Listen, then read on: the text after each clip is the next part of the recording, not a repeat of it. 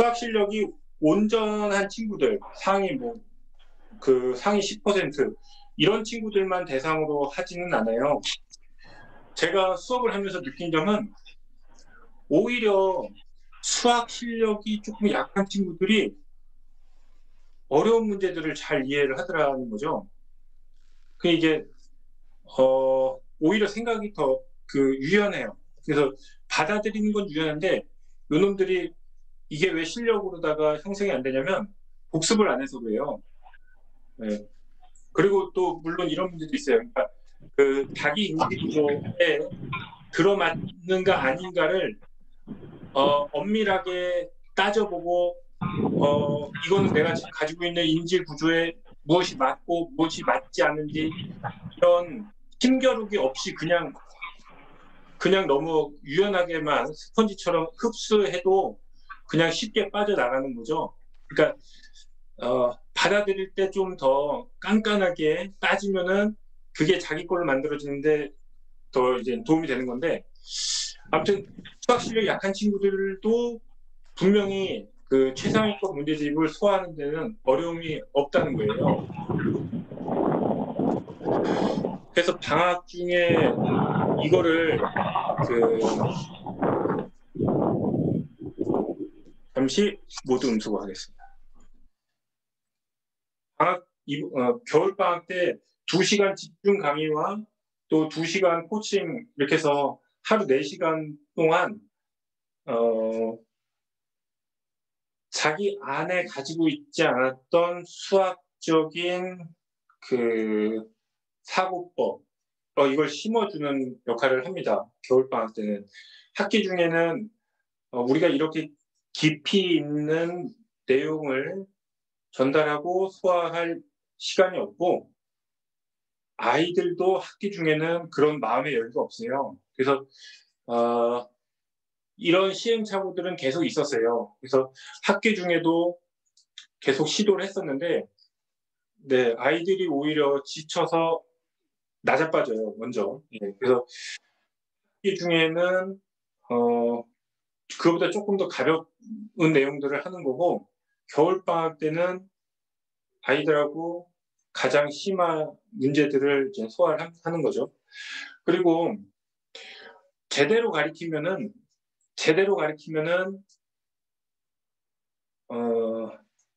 그냥 문제풀이하고는 달라요. 그냥 문제풀이는 사실 해설지에 있는 풀이를 얘기하는 건데요. 해설지 풀이를 아이들이 이거 이렇게 푸는 거라 이렇게 푸는구나라고 착각하면은 수학 공부는 망하는 길로 가는 거예요. 그래서 자기주도, 그래서 독학이 무조건 좋은 건 아니에요. 독학으로다가 그러니까 사실 학교에서는 공교육에서는 이제 학원 보내지 말라고 가르치는데 그게 능사는 아니에요. 좋은 학생으로다 훌륭한 실력을 키우려면 당연히 훌륭한 선생님을 만나야 되는 거고 학교 안에서 그게 100%다 가능하면은 학원 다닐 필요 없겠지만은 좋은 선생님을 만나서 수학적인 통찰을 받아들이게끔 도와줘야지 맞는 거지 그냥 무조건 독학으로 하는 게 베스트는 아닙니다. 근데 이제 독학을 하게 되면은 아무래도 답지풀이를 그냥 따라가게 되죠. 이렇게 풀라는 거야? 이런 식으로다가.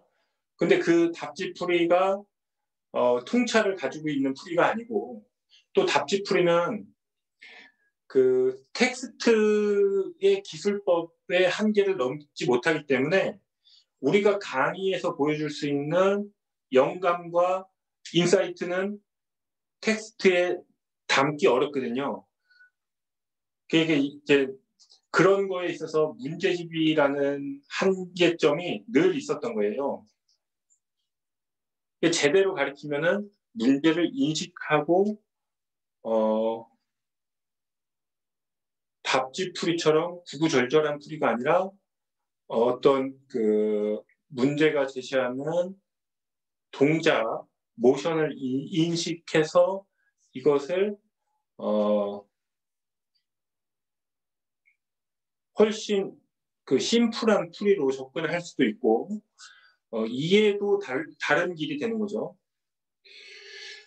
이 부분이 한 가지 더 말씀드리면은 제가 요즘에 그 수학을 못하는 중학생 애들을 더 정확하게 말씀드리면은 수학을 못하는 중학교 여학생들을 관찰을 하면서 이렇구나. 얘가 이게 안 되는구나.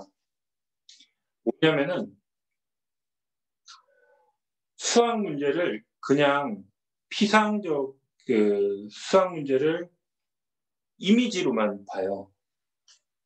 수학 문제를 이미지로만 받아들이고 그 문제에 담겨 있는 모션을 캐치 못해요.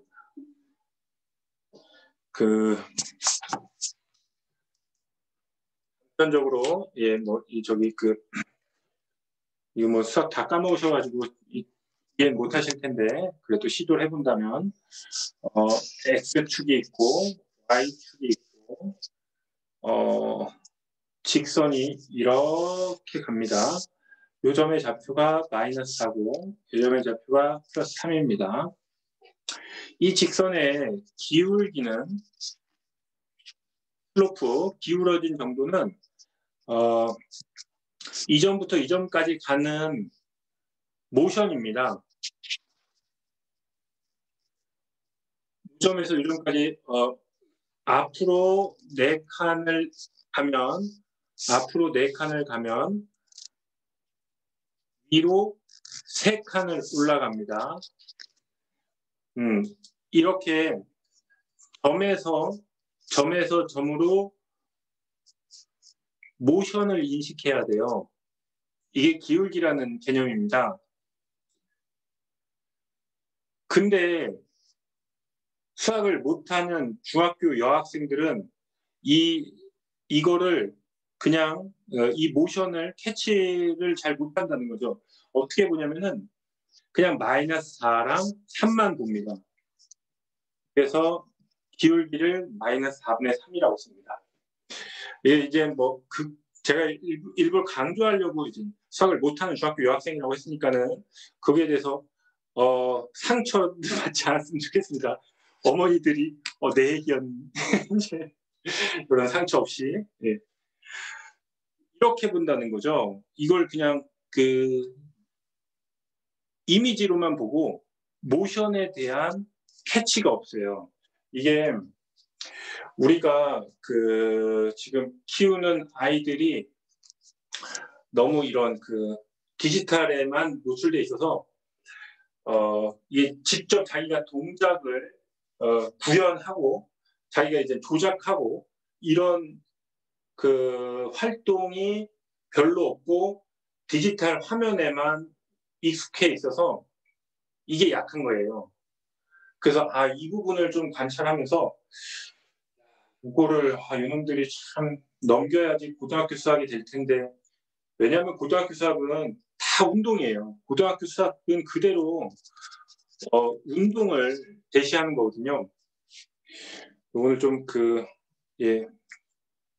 강의가 길어지는데 이게 이제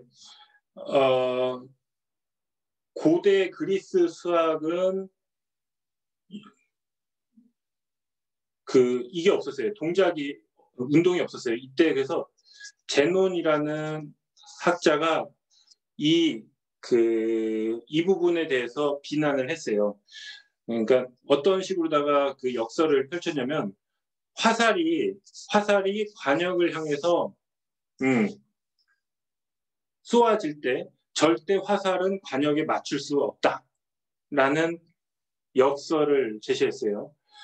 자, 왜 그러냐 했더니 자, 활시위를 떠난 화살은 지금 남은 거리의 절반을 가고 또 그 다음에 남은 거리의 절반을 도착을 하면 또 남은 거리에 또 절반이 남겠고 또 절반이 남겠고 그러니까 늘 남은 거리의 절반이 남을 수밖에 없다.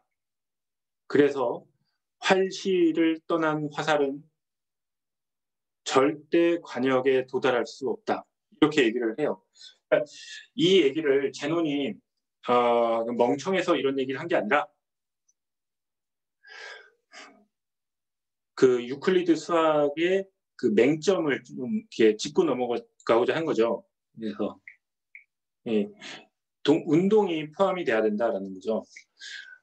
본격적으로 운동을 포함한 거는 뉴턴 시절입니다. 뉴턴부터 그 미적분학이 그래서 이제 그 발견되고 그 수학은 고등 수학은 다 운동으로다가 캐치가 돼야 돼요.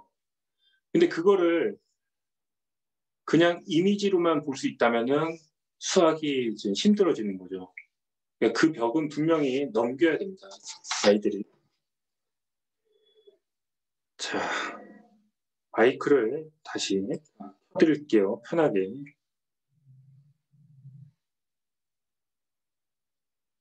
음소거를 다 해제하시고 편하게 이제 말씀을 좀 나눌게요. 네. 이거를 켜보세요. 마이크 켜보세요. 자, 그래서 아이들이 어떤 한 개념에 대해서 지류가 나왔을 때 이 지류들만 백날 공부해봤자 새로운 유형이 나왔을 때 해결을 못하는 거죠. 그래서 그 공부에서는 우리가 홍탈 없이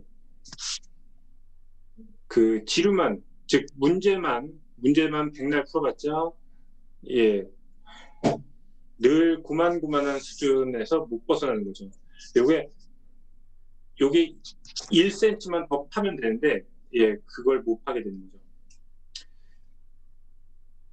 이게 저희 이제 그 겨울방학당은 그래서 여기에 대한 고민들을 선생님들하고 나누고 있어요.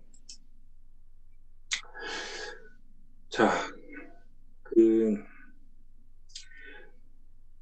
이번 겨울방학은 그냥 문제풀이가 되지 않도록 하겠습니다. 그래서 수업이 스토리를 담도록 준비하고 있습니다.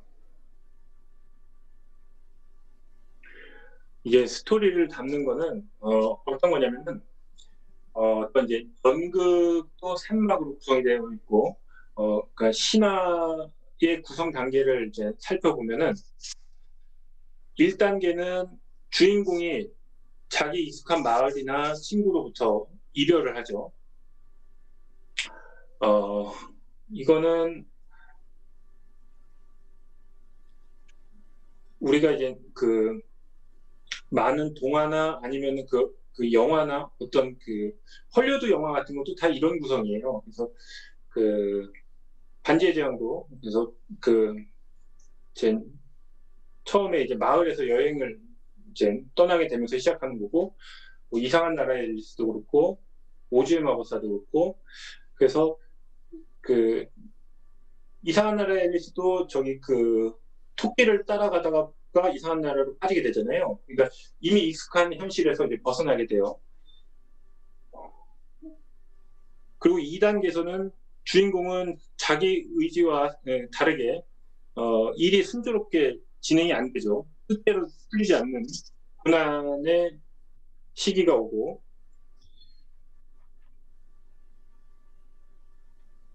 결말 전에 그러니까 그 엔딩 씬 바로 직전에는 주인공이 가장 큰 고난을 겪게 됩니다. 그러니까 거기에서 주인공들은 어떤 걸 깨달으냐면 내가 가지고 있는 진정한 보물은 바로 이미 내가 가지고 있는 거다. 반지가 그 힘을 주는 그 근원은 아니다. 이런 거죠. 애기들하고 저기 있다 보니까는 그 동화나 이런 것들을 많이 보는데요. 그거 동화 기억나세요? 그 코끼리가 귀가 엄청 크게 태어나가지고 덤보라는 코끼리 있어요. 이거 코끼리를 잘 그릴 수 있네. 이 뒤에요. 그래서 귀가 너무 커가지고 이 덤보라는 코끼리는 날아다닐 수 있죠. 그 동화에서 나오는 코끼리가 나르는 이유는 깃털을 가지고 놀면서 날게 됩니다. 그래서 작은 깃털이 코끼리를 날게끔 도와줘요. 근데 나중에 그 클라이막스에서 깃털이 그 서커스 그 공연장에 불이 나면서 깃털이 타버려요. 그러니까 어떡하지? 난 깃털이 없어, 날 수 없어. 이런 덤보가 이제 이런 혼란에 빠져 있는데 자기 친구인 여자아이가 그 불 속에서 구조를 지금 필요로 하고 있고, 그래서 덤보가 이제 그걸 깨우치고 이겨나게 돼요. 깃털은 중요한 게 아니다. 나는 원래 깃털 없어도 날 수 있다. 이렇게 깨닫게 되죠. 이제 신화의 구성 관계는 이렇게 이루어져요. 근데 이제 이런 내용들이 수업에서도 녹아나야 돼요. 그래서 그냥 아무리 좋은 것도 그냥 던져준다고 해서 그게 아이가 다 이제 그 자기 걸로다가 수학적인 감각으로다가 키우는 게 아니라 그냥 주면 안 되고 조금 이렇게 실랭이를 해야 돼요. 고생도 좀 해봐야 되고. 그리고 이제 그 좀 거짓된 깨우침도 필요해요. 우리가 이제 중학생 때는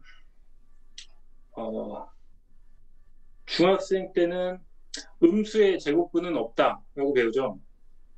그냥 그렇게 중학교 과정에서는 음수의 제곱근은 제곱해서 마이너스 3이 될 수는 없다. 어떤 수를 제곱 2번 곱해서 마이너스 3이 될 수는 없다.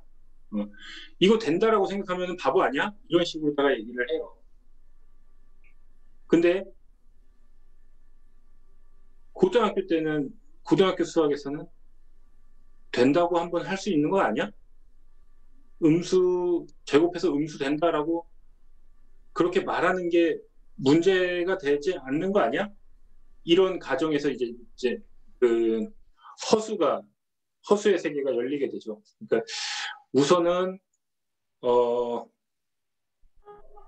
우선은 교육은 어마어마하게 많은 거짓말로 이렇게 쌓여 있어야 돼요. 그래서 그걸 이제 스스로 깨우치는 과정들이 이제 교육이 되는 거죠. 아, 이거 내가 배웠던 거 다 거짓말이었구나. 이렇게 깨우치는 거죠.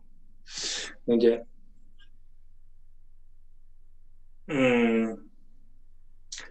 수학의 역사에 있어서도 이런 깨우침들도 역사적으로 계속 있었어요. 그리고 그 1700년부터 이제 1900년 이 사이에 수학자들이 명쾌한 것들, 증명이 필요 없는 명쾌한 것들에 대해서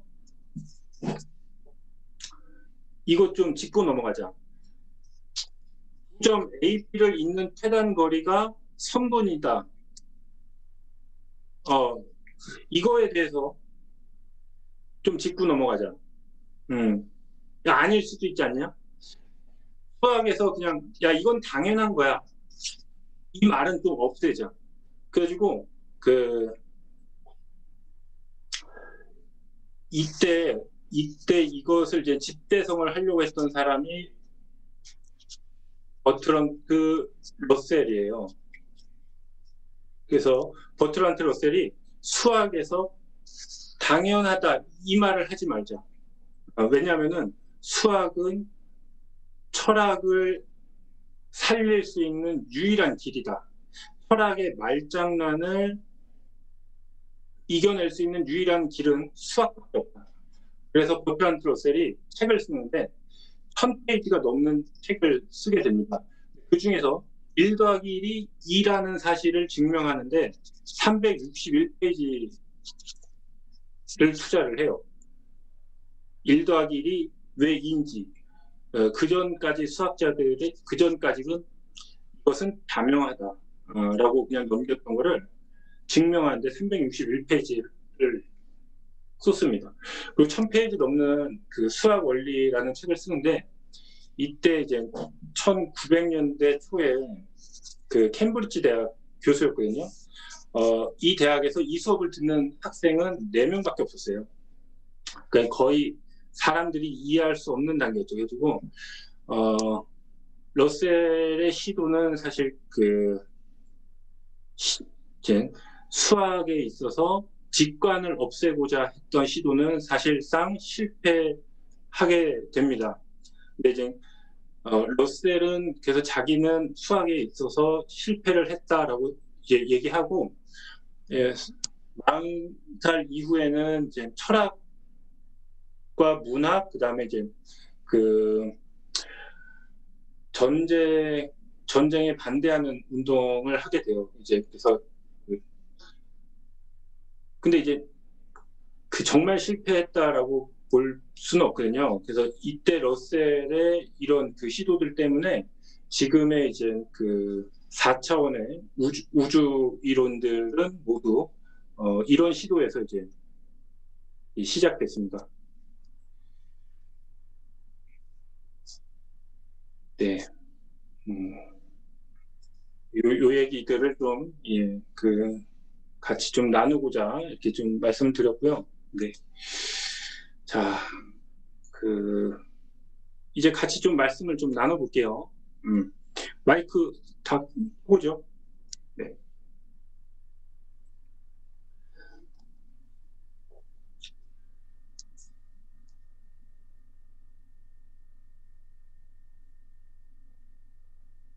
네. 제가 특강 계획을 이렇게 잡았는데요. 저희가 아침 9시부터 1시까지로 잡았고요. 김은주 선생님이 내신하고 모의고사 실전 문제로 실전반을 수업을 합니다. 그래서 김은주 선생님이 자료를 정리하고 있고,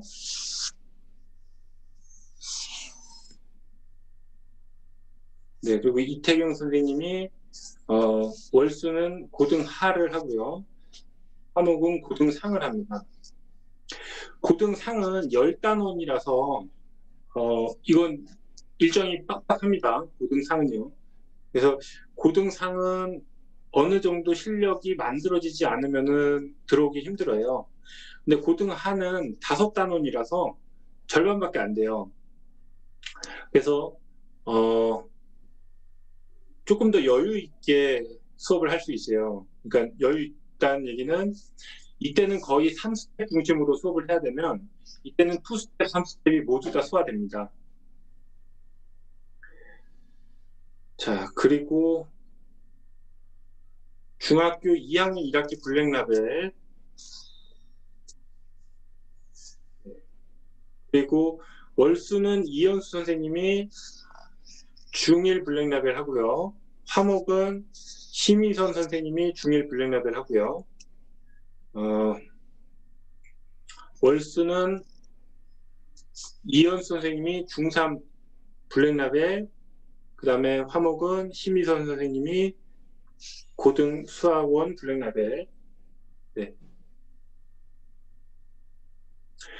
자, 그래서 선생님들하고 멘토쌤하고 지금 이제 수업 준비를 같이 해서 우리가 1월 특강 전에 여기에 대해서 완벽하게 스토리를 잡고, 그리고 이제 날마다 진단 테스트 미리 다 저희가 준비해 놓고, 그래서 그냥 문제풀이가 되지 않도록 하려고 노력하고 있습니다.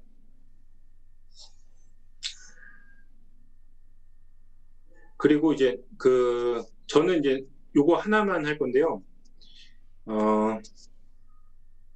1교시에는 제가 다 뺐죠. 1교시 때는 이게 이 친구들 있잖아요. 와서 코칭을 먼저 하는 친구들. 이 친구들은 제가 1교시에 9시에 코칭하면서 필요한 것들 이제 도와주고, 선생님들이 이제 1교시 수업할 때 저는 2교시 애들을 멘토쌤하고 같이 케어를 할 거예요. 그래서 저는 여기는 수업을 안 넣을 거고요. 네. 그리고 좀 더 필요한 수업이 있다면은 여기랑 여기 이렇게 좀 더 고려하고 있습니다.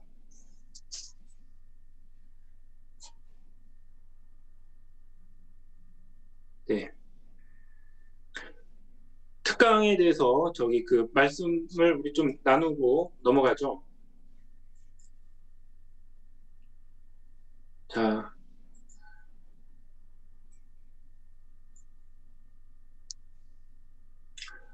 특강에 대해서 좀 이렇게 의견을 주시거나 궁금하신 거 있으면 얘기해 주세요.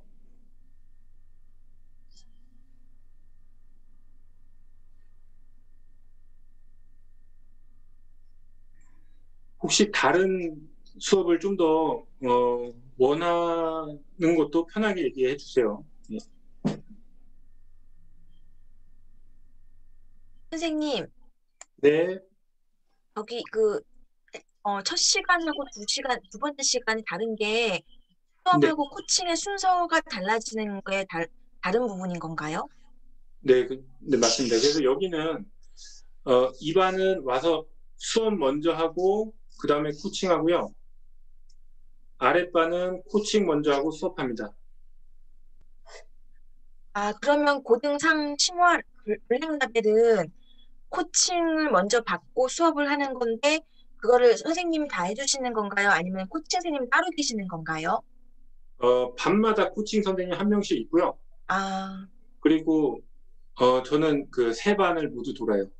네.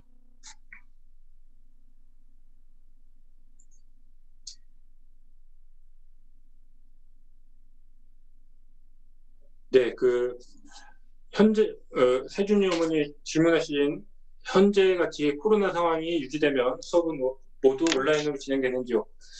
어, 코로나 상황이 안 좋아지면은 일단 특강 부분에 있어서 우리가 다시 결정해야 될 것들이 많아져요. 특강이 일단 두 개 중에서 하나는 못 한다고 보셔야 돼요. 그래서 이거는 이제 등원 수업이기 때문에 그 하루에 두 타임을 우리가 잡는 건데 만약에 이게 온라인으로 진행이 되면은 둘 중에 하나를 선택을 해야 돼요. 그래서 폐강되는 클래스도 있고 어, 교육비 조정도 고민을 해야 되고 네.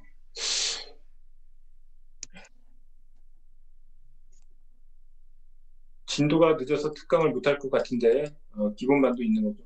아, 동건이는 동건이는 2-1 블랙라벨을 하면 적합하다라고 생각을 해요. 왜냐면은 중3 블랙라벨은 지금은 아직 어려울 수 있다라고 보고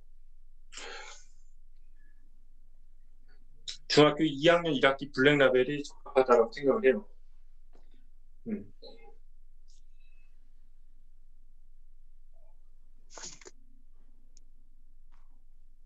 이제 선생님, 특강은 저기 그 심화로만 이루어집니다. 그래서 기본 과정은 정규 수업에서 모두 케어를 하게 돼요. 네, 선생님, 선생님, 네네. 월요일 월수금에 지금 중학교 2학년 반은요, 네, 12월 한 달 동안은 내신 대비를 하는데, 고등 3을 진도를 많이 못 나갈 것 같은데요. 그래도 네네. 블랙라벨이 가능한 건가요? 아, 그래가지고 저번에 한번 시험을 해봤어요. 그래서 저번에 한번 고등 그 블랙라벨을 한번 던져봤고 한 번 더 해볼 거예요. 그래서 시험 끝나고 한 번 더 해봐서 아이들도 의견을 좀 얘기를 할 수 있도록 이게 도움이 안 된다면은 그 실전반이 도움이 된다라고 생각을 하거든요. 실전반은 기출 문제들로 하기 때문에 블랙라벨보다는 쉬워요. 그래서 이게 지금 서진이 반이 무조건 된다라고 생각하진 않아요. 네. 예, 그래서 요거는 아이들 의지도 반영이 돼야 되고, 네. 예. 그리고 동건이 어머니 저기 그 3-1은 기말 끝나면 바로 시작합니다. 정규 수업에서 기본 과정은 모두 소화합니다.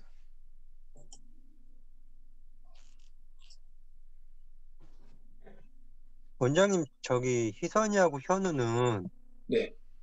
화요일, 목요일반밖에 안 되거든요. 올수는 중간에 영어학원이 오전으로 바뀌는 바람에 방학 중에 그 화목으로 하면 네. 현우, 희선이 근데 보니까 어차피 화목밖에 없는 거잖아. 고등 수학 오늘로 할 거잖아, 이번에. 예, 예, 그렇죠. 이렇게. 수학은 블랙라벨 하고 희선이랑 현우랑 다 그 심희선 선생님으로 돼 있는 그 반으로 하면 되겠죠.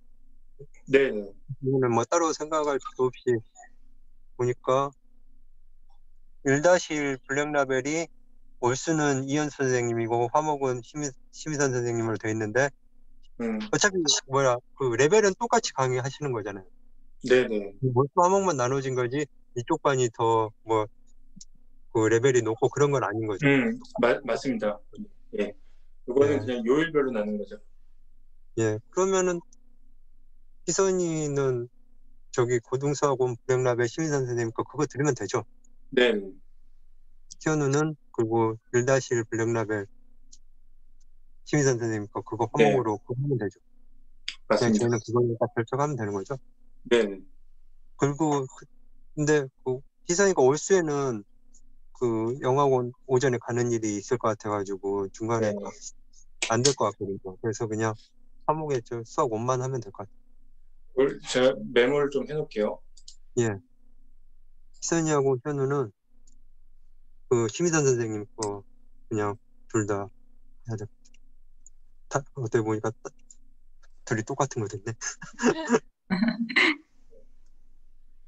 그 동건이는 기말 끝나면은 3학년 1학기 하게 돼요, 언니. 그래가지고 3학년 1학기 특강이 지금은 어려울 거예요. 그 기본 과정을 하기 때문에 요건 저기 그 연수쌤하고도 더 상의를 해야 돼요.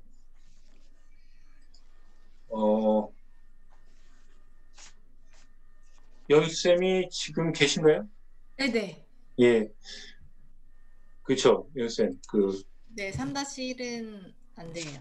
아직 안 되죠. 네. 이게 2-1 블랙라벨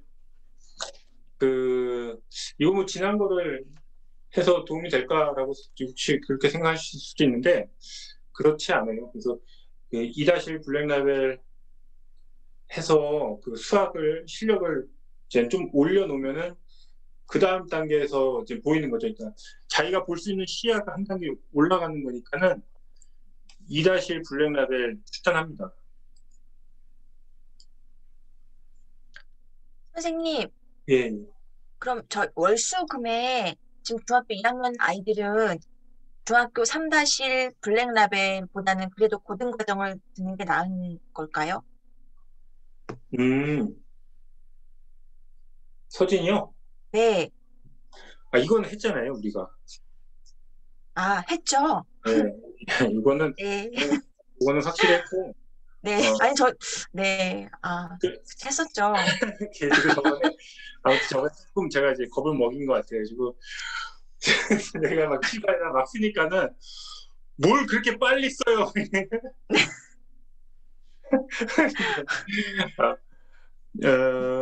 아무튼 그래도 시도할 수 있고 근데 이제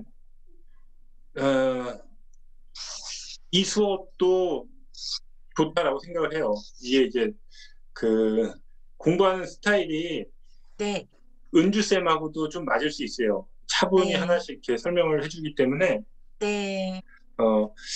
저는 욕심 같아서는 그냥 그 고등사금 심화를 했으면 좋지만은 네. 근데 이것도 맞다고 생각을 해요. 네. 그러면 그 반의 아이들이 다 똑같이 하나의 수업을 듣는 게 아니라 이렇게 나눠질 수도 있는 거겠네요. 그럼요. 네, 그렇죠. 그러니까 서진이랑 같이 하는 친구들 중에서 누구는 이거 듣겠다라고 할 수도 있고, 자기는 이거 듣겠다고 이렇게 나눠질 수 있죠. 네.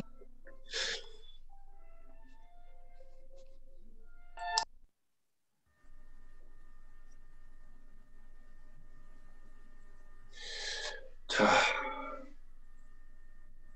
그래서 여기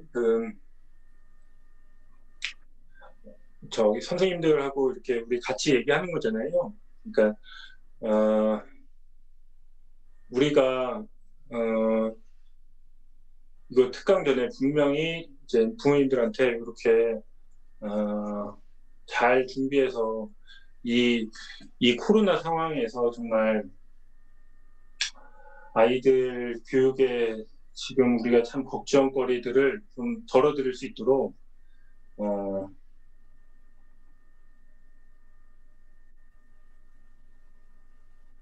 특강 시작하는 이제 1월 전에 정말 열심히 준비해가지고 같이 열심히 준비해가지고 좋은 수업들을 아주 잊을 수 없는 좋은 수업들을 좀 같이 만들었으면 좋겠습니다. 자, 그리고 제가 이거 이제 말씀드릴게요. 그 인증 시험은요 12월 말부터 시작이 됩니다. 그래서 뭐 12월 말에 1차 인증 시험 보고 1월 말, 2월 말 이렇게 해서 3차로 시험을 보는데요. 전국 모의고사를 그냥 그대로 봐요. 전국 모의고사를 그대로 봅니다. 그리고 고등학생들이 실제 치른 모의고사를 봐서 진짜 실력을 만들었느냐, 아니 12월 말에 시험을 봐서 그 온전한 실력이 안 됐으면은 한 달 동안 다시 재트레이닝을 해서 1월 말에 다시 보고 그래도 안 됐다. 그럼 2월 말에 다시 봅니다. 그 전국 모의고사는 2등급이 목표고요. 2등급이면은 인서울 기준입니다. 전국 50만 수험생 중에서 5만 명 정도가 인서울 정원이기 때문에 대략 10%죠. 2등급이 인서울 기준이기 때문에 우리 공부는 이게 목표입니다.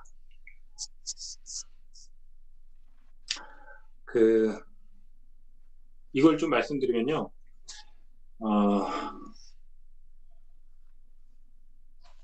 8등급, 9등급은 걱정할 필요가 없어요. 8등급, 9등급은 수학뿐만 아니라 공부에는 이제 소질이 없기 때문에 8등급, 9등급은 그냥 자기 그 적성을 잘 알아요. 그래서 바리스타를 준비하거나 아니면 뭐 미용을 준비하거나 그래서 각자 자기 길을 갑니다. 뭐 이렇게 웹툰을 하거나 오히려 고민하는 클래스들이 아니에요. 근데 이제 그 가장 고민하는 클래스는 사실 4, 5등급이 가장 고민하는 클래스인데요. 4, 5등급은 위험한 클래스예요. 왜 위험하냐면 그 한 번 성공해 봤던 경험 있잖아요. 나 이런 식으로 공부해서 중학교 때 1등 저기 A 받았었는데 나 문제집 3권씩 풀어야 돼. 난 문제집 3권씩 풀어야지 공부했다라는 좀 깔끔한 느낌이 있어. 이런 거죠. 잘못된 공부 방법으로 한번 성공해 본 친구들이 4, 5등급이에요. 얘들 그 버릇을 못 버리기 때문에 이 친구들이 위험해요. 그래서 고등학교 선행을 잘못하면은 4, 5등급에서 이 루프에 빠져가지고 헤어나오질 못해요. 고등 과정을 5번 복습을 하는 경우도 많아요. 그 고1 1학기만 최소 5번을 하는 거예요. 이게 지금 그 시중 학원들이 그냥 그렇게 상담하나 봐요. 제가 직접 상담을 받아본 적이 없는데 부모님들이 이제 늘 저한테 이제 상담할 때 자기네들은 그 학원에서 대형 학원에서 상담 선생님한테 두세 번 훑어보면은 좀 할 수 있습니다. 처음이라서 좀 그래요. 예. 이렇게 얘기를 듣고 왔다는 거죠. 근데 이게 수학이라는 게 훑어보면은 그냥 그 4, 5등급에서 그냥 그 훑어봐서 풀 수 있는 문제 수준을 못 벗어나는 거예요. 한번 늘 할 때마다 목숨 걸고 덤벼야지 그냥 훑어본다라는 마음가짐으로다가는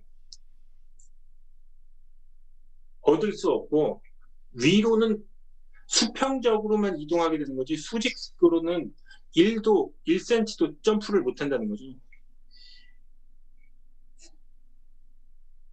이 친구들이 위험해요. 그리고 얘네들은 좀 더 자기네들이 그 실패했던 경험들이 있기 때문에 바꾸려고 해요. 내가 뭔가 공부 방법이 잘못됐다. 그래서 난 바꿔야 된다. 나는 방법을 잘 모르는구나. 이렇게 알기 때문에 오히려 유연하죠. 4, 5등급이 잘 안 바뀝니다. 그리고 우리는 이제 1, 2등급을 목표로 하고 있고요. 이거 좀 등급에 대해서 좀 보여드릴게요. 자, 이게 작년 6월 고1입니다. 작년 6월 고1이고요. 저 보이시나요? 자, 수학 봅시다. 이렇게 됩니다. 1등급이 92점이고요. 2등급은 83점이고요. 3등급은 77점입니다. 1등급은 당연히 2개 틀린 거죠. 뭐 30번, 21번 틀린 건 당연하죠. 다른 거 틀렸을 확률은 0.1%밖에 안 돼요. 이거 틀려서 1등급인 거죠. 이거 틀리고 다른 건 맞추고. 2등급은 83점. 그러면은 4점짜리만 6개, 4점짜리만 6개 틀린 거죠. 이게 그 모의고사가요.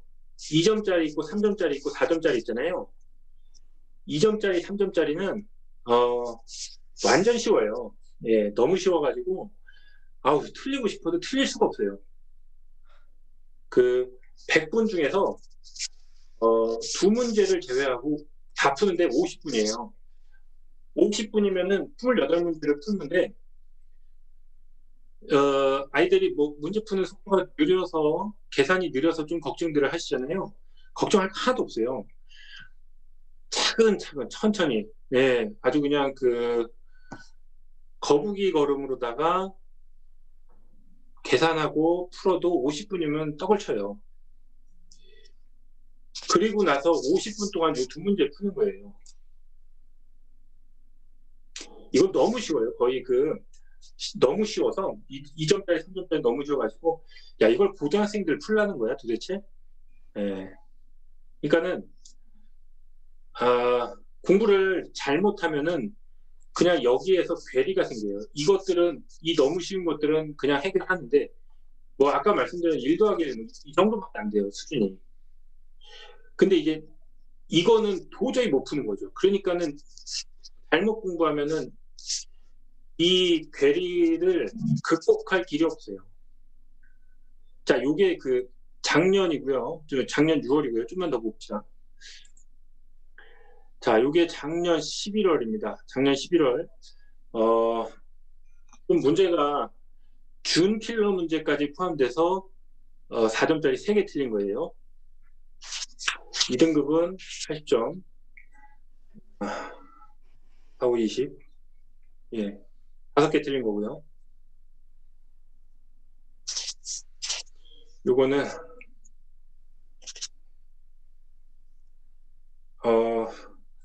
33점이니까 4점짜리 이 틀을 크게 벗어나지 않아요. 4점짜리 7문제랑 그 다음에 뭐 2점짜리 하나, 3점짜리 하나 이렇게 틀린 거죠. 이건 뭐 아마 평균이니까 딱 67점 이건 아닐 수도 있겠죠. 그래서 예. 4점짜리 8개에서 2점 나갔거나 아니면은 4점짜리 7개에서 28점 그 다음에 3점짜리 2개 틀렸거나 이런 애들 아니면 이런 애들 이렇게 구성이 된 거죠. 그러니까 3등급까지도 그다지 어렵진 않아요. 3등급까지도 분명히 충분히 해낼 수 있거든요. 제대로 공부하면은. 자, 근데 재밌는 거 보여드릴게요. 올해는 어떻게 됐을까요? 올해는 코로나 상황에서 어떤 일이 있었을까요? 자, 올해 1등급을 한번 예상해 보세요. 자, 우리 좀 재밌게 채팅을 한번 써보시죠. 올해 1등급 컷은 몇 점이었을까요? 한 90, 한 2, 3점 나오지 않았어요? 95, 6? 부익부 빈익빈인 것 같은데. 아니 왜 이렇게 높게 잡았어요? 금년에 문제를 좀 쉽게 내서. 부익부 빈익빈 됐더라고요. 왜냐면은 숙명여고가 수학 100점이 100명이 넘었대요. 저기 문제가 쉽게 나와서 그랬다는 거죠? 네. 근데 이제 코로나 바로 직후 6월을 보여드릴게요. 코로나 바로 직후는 1등급이 80점입니다. 2등급 65점이고 3등급 53점이에요. 이거 심각한 거거든요. 공부가 올해 학력이 확실히 떨어진 거예요. 네. 1등급이 4% 아니에요? 1등급이 4%죠. 상위 4%가 80점이라고. 네. 그냥 올해 저희가 이제 수업을 하면서 느끼는 거는 아이들이 한 15% 학력이 한 15% 이렇게 다운됐다라고 봐요.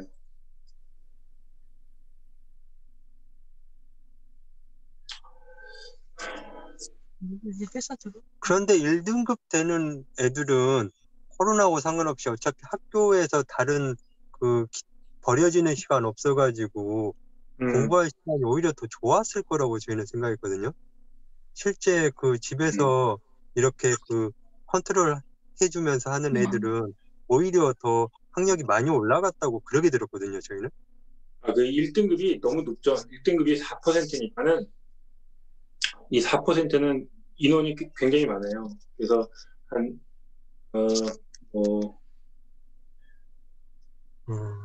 그러니까 그 인원을 채워줄 만한 인원이 안 거네. 예, 충분하게 이게 사실 1등급 위에 극상위권 한 6,000명 정도를 여기서 저기 따로 빼야 돼요. 이제 극상위권 6,000명 위치안하고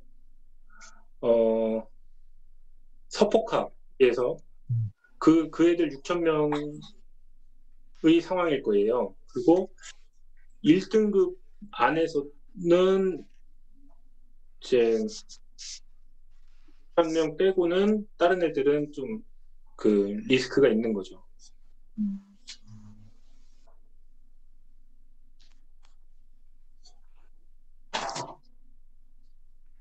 지금 내년에 우리 지금 이게 중3 애들 내년에 가서 여기에서도 좀 전체적인 학력은 분명히 떨어졌을 거예요.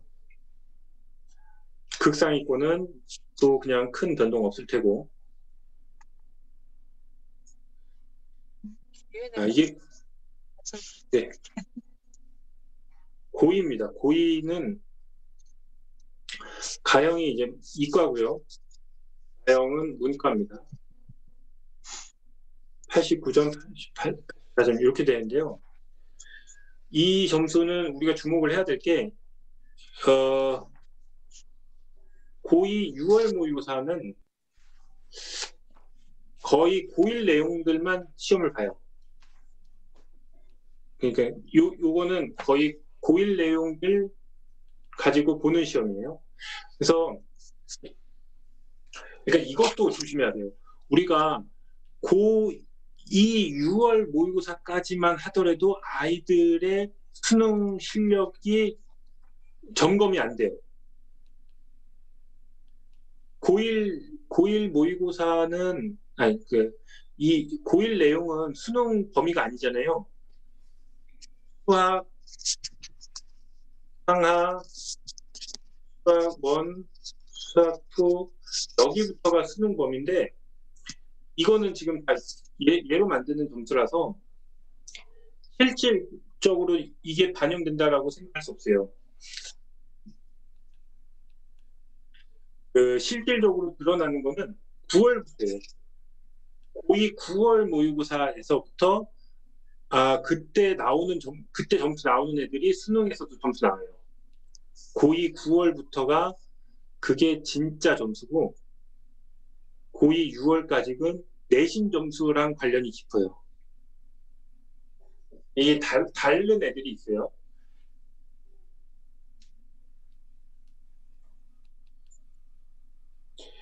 이 부분까지. 그래서 우리가 겨울방학은 그 중3 아이들하고 유종의 미를 거둘 계획이에요. 그래서 중3 졸업하면서 학원도 졸업하도록 마지막 마무리를 같이 할 거고, 그리고 고등학교 올라가서 또 이제 우리랑 같이 이제 저하고 하겠죠. 그래서 저하고 같이 공부할 친구들은 일주일에 하루 저하고 같이 이제 그 킬러 문제들을 수업을 합니다.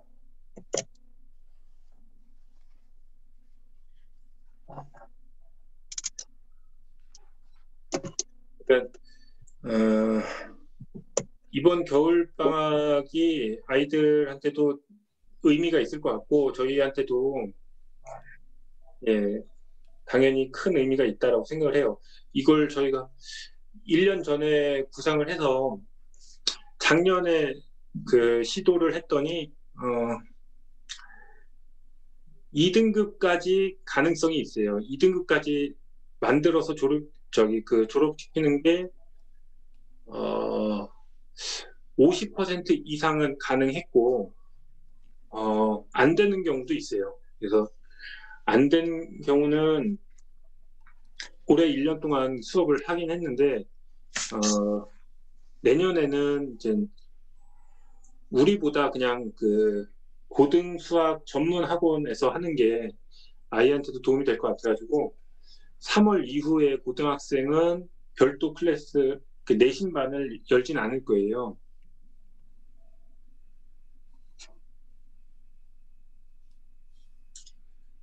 네. 그래서 저는 아이들이 1등급까지를 한번 모의고사를 찍고 고등학교로 올라갔으면 좋겠고, 그러면은 이제 일주일에 하루를 같이 킬러 문제를 좀 수업을 했으면 좋겠어요. 그 시간을 금요일 저녁으로 잡아봤거든요. 수업 시간을. 이게 그 후배들한테도 도움이 될 것 같아요. 그래서 이렇게 좀 자기 주도로 공부하면서 일주일에 하루 정도 선생님하고 수업하고 수학 점수를 만들어가는 모습들이 후배들한테도 좋은 도움이 될 것 같아요. 그래서 아이들이 이제 예, 같이 이렇게 좀 했으면 좋겠어요. 이 시간이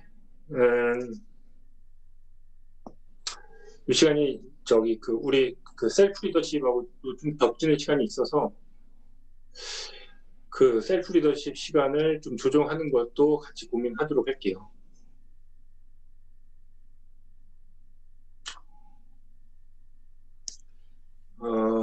이 구상은 이 구상은 한 번도 시도를 안 해본 건 아니에요. 이게 제가 이제 그 예전에 자소서 캠프도 하고 아이들 이제 일주일에 한 번씩 이때는 리더스 클래스라는 용어는 없었지만은 다들 그 특목고 다니면서 일주일에 한 번밖에 못 왔거든요. 그래서 이때는 신의 인문계가 붕괴됐을 때라서 신의 인문계들은 도저히 수업을 할 수 있는 실력이 안 됐었고 수학 수업을 하려면 특목고 애들밖에 이제 수업을 할 수 없는 상황이었었는데 일주일에 한 번씩 수업을 해가지고 자소서하고 뭐 생기부 관리 같이 이제 다 해봤던 거죠. 그래서 그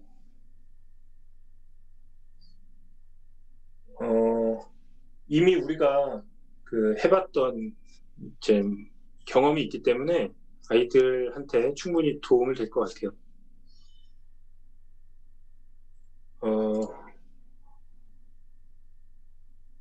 제가 이제 아이들하고 그 생기부 학종에서 도움을 줄 수 있는 부분은 아무래도 수학 관련된 스토리죠. 그래서 수학 쪽에서 만들어질 수 있는 스토리고,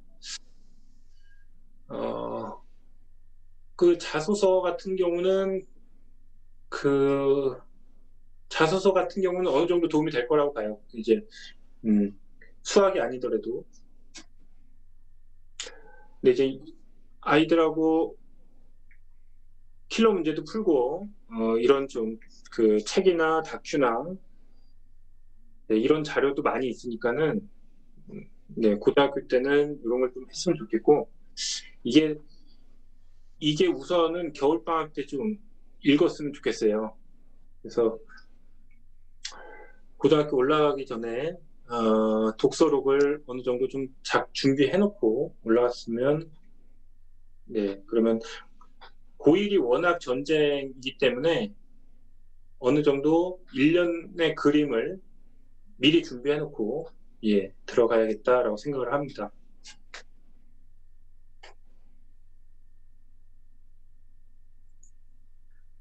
네, 이렇게 자, 그래서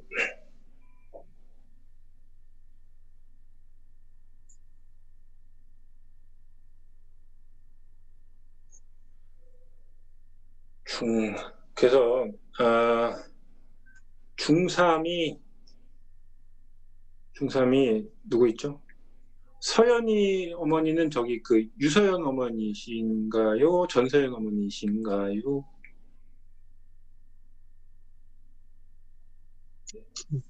희선이 있는데요. 네?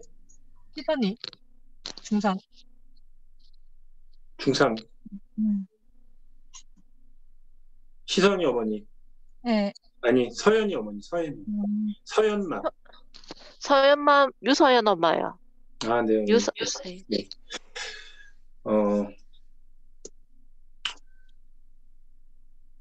네, 그래서 중학교를 졸업하면서 어느 정도 자력을 갖췄으면 좋겠다라고 생각을 해서 이제 구상을 하고 있는 거거든요. 그래서 셀프 리더십도 그래서 하는 거예요. 이제 그냥 시키는 공부만 열심히 하는 아이가 되어서는 안 되잖아요. 그래서 아이들이 자기 스스로 그 계획하고 실천하고 할 수 있도록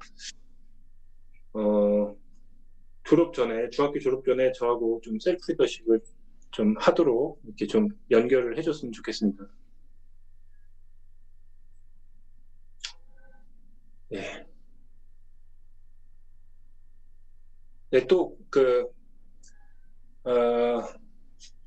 궁금하신 거나 아니면 좀 예, 의견을 주실 수 있는 부분 있으면은 저희가 조정을 하도록 하겠습니다. 이게 지금 오늘 간담회 통해서 겨울방학 특강에서 우리가 뭐 조정해야 될 부분들 조정하고 신설을 해야 될 수업이 있으면은 그것도 신설하고 이렇게 할 거거든요. 그래서 의견들 주시면은 저희가 반영하겠습니다. 고등과정은 원장님 혼자서 하시는 거죠? 클래스요? 예. 이거는 지금 제가 혼자 할 계획입니다. 몇 명쯤 생각을 하고 계시는 거예요? 이거 인원이 충분히 많아야지 되긴 한데 예. 최소는 4명 생각합니다. 최소는. 4명이요? 네네. 수가 그렇게 안 돼요? 이거 대상자가 쉽지 않아요. 그래서 외부에서도 들어오려면은 모의고사를 2등급 이상으로 좀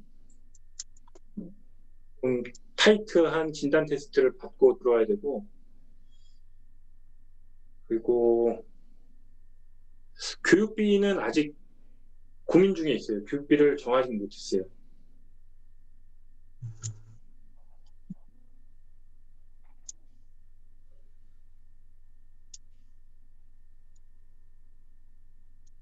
이과 갈 학생들 중심으로 하시겠죠? 당연히 수학이니까. 고1 과정 심화할 때는 예. 이게 어차피 고등학교 올라가는 3월부터는 입시 전쟁이잖아요. 예.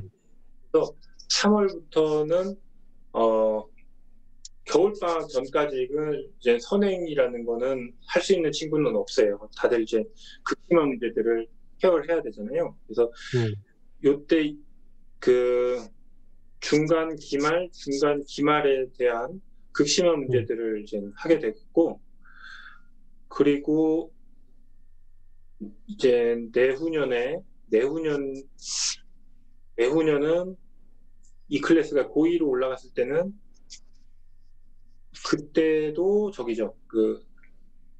그때는 수원 수투에 대한 킬러 문제들을 대상으로 하겠죠.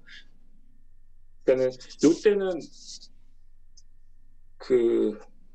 문이과 상관없이 여기까지는 다 같이 갈 수 있어요. 고2 여름까지는 문이과 상관없이 같이 가요.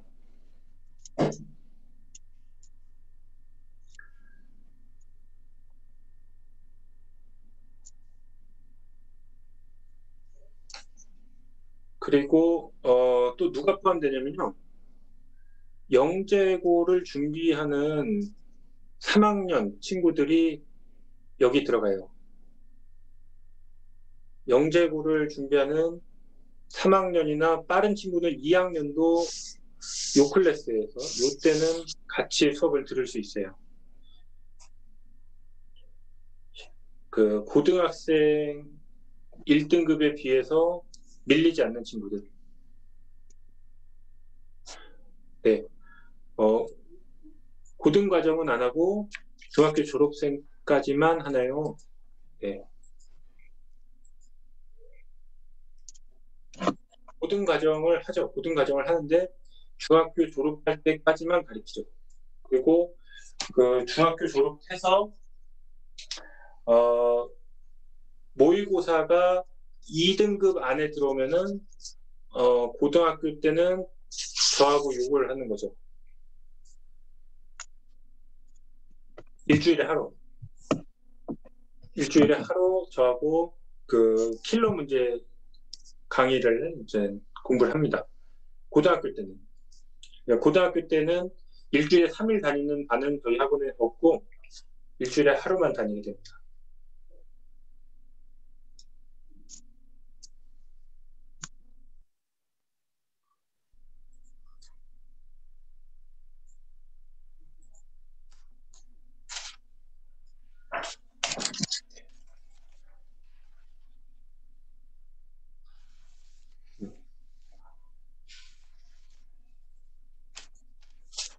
그래서 좀 정리해 볼게요. 그래서 오늘 좀 말씀드린 부분, 그래서 겨울방학 특강을 선생님들하고 이런 아이디어로 같이 준비하고 있습니다. 그래서 여기에서 좀 더 원하는 수업이 있으면은 편하게 얘기를 해주시면 저희가 반영하도록 하겠습니다. 네, 그리고 12월 말부터 인증 시험을 보게 되고, 그러니까 지금 중2들은 중2 지금 뭐 예를 들어서 유서연, 동건이, 서진이, 뭐 이제 뭐 우찬이도 곧 대상이고 세준이도 뭐 아직 이제 좀 어리지만 그래서 고등 과정이 들어가면은 그 겨울방학 때 그 동안 공부한 고등 과정에 대해서 평가를 하게 돼요. 그래서 겨울방학이 그 끝날 때는 고등 과정에 대해서 어느 정도 실력을 인정받을 수 있도록. 그러니까 세준이 같은 경우는 지금 우리가 중1 그래서 내년 겨울방학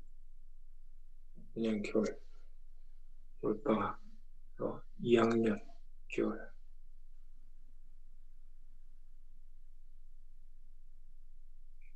내년 겨울에 이제 고등 과정 들어갈 거잖아요.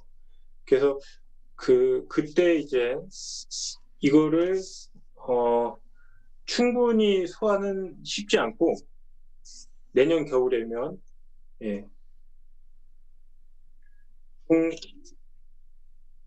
중1 겨울이죠. 중1 겨울에는 고등 수학 인증이 잠깐만 헷갈리네요. 그렇죠. 요게 가능할 수도 있고 이때 이 겨울방학 때 이거를 어느 정도 성과를 볼 수도 있고 근데 이제 그 제대로 실력을 확인할 수 있는 거는 중2 겨울입니다. 중2 겨울에 여기에 대해서 그 패스할 수 있도록 준비를 해야 되는 거죠. 서연이도 이제 중3 거 들어가고 그러면 내년 겨울에는 이 시험 대상자가 되는 거죠. 공건이도 그렇고요. 공건이도 1년 동안 열심히 그 준비해서 중3 거 끝내고 고등 것도 어느 정도 결과를 만들어서 내년 겨울부터 요 시험을 보는 거죠. 그래서 2등급 이내로 진입하면은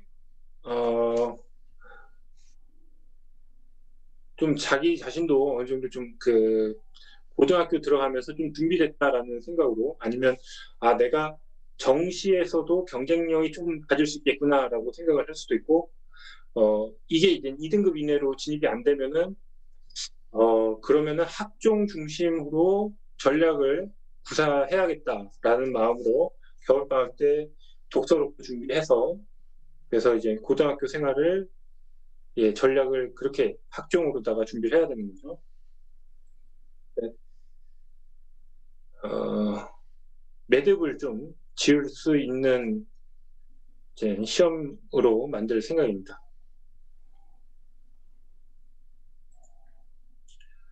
네. 또 궁금하신 분들 없을까요? 시우도 그렇죠. 시우, 동건이, 서연이 다 같은 상황이죠.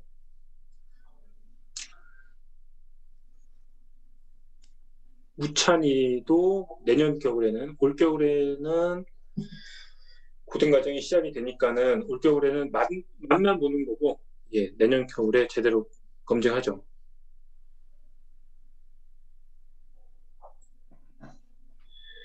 네. 원장님 올해 초에 희선이 수업할 때 네. 그 같은 반에 고등학생들 한 2명 정도 있었던 것 같은데 희선쌤 강의에서 네네 아직까지 네. 있어요. 있어요? 근데 내년부터는 안 하실 생각이란 거야? 네네. 그래서 친구들도 이제 기말고사까지만 하기로 했고요. 그리고 그러니까 그 친구들 작년 중3 대상으로 해가지고 이 시험을 봤었는데 한 50%는 2등급 이내 진입을 시켰고 못한 친구들이 있었어요. 근데 사실 그게 실력이 안 되거나 되거나 아무튼 그 학원 도움을 필요로 하는 거잖아요. 그래가지고 네. 뭐 그냥 뭐 단칼에 이렇게 수업을 할 수 없습니다라고 하지 않았고 그냥 올해 1년 동안은 시선쌤이 수업을 했죠. 아, 이제 내년은 그 학교만 있었던 네, 거예요? 네. 그렇게 했습니다. 네, 또 이렇게 다른 의견을 주실 거면요, 뭐 저한테 이제 개인톡으로다가 주셔도 되고요. 그래가지고 저희가 그러면 이런 구조로다가 겨울방을 준비하도록 하겠습니다. 네, 그러면은 인사드리고요. 그리고 또 다음 주 코로나 상황은 또 계속 이렇게 지켜보면서 상의를 하도록 하겠습니다. 네. 토요일 날 오후에 이렇게 시간 내주셔서 감사합니다. 네, 들어가겠습니다. 네, 감사합니다. 고맙습니다. 네, 감사합니다.